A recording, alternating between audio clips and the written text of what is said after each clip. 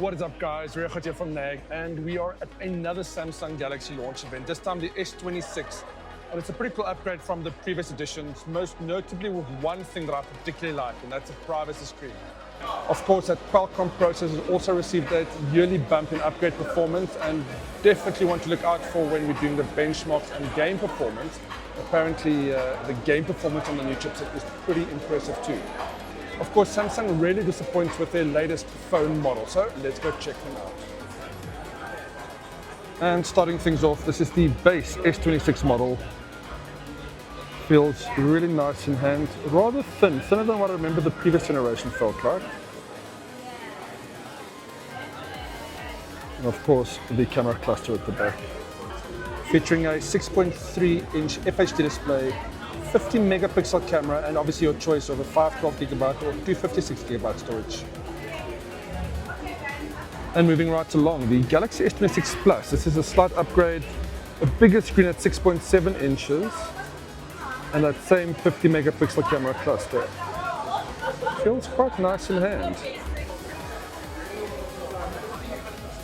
And here we go, the big boy in the range, the S26 Ultra, featuring a much larger screen, massive camera, and obviously that incredible 1TB storage if you've got the budget for that.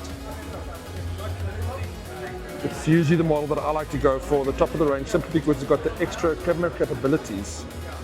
Also able to shoot directly onto an external storage, so you can shoot in log and up to 8K in resolution, which is really impressive. Feels really nice in hand. And the one thing I want to show you is this privacy screen, so let me just switch that on. Alright, and here's that feature I was telling you about, the privacy display. If you scroll down, there we go, switch it on.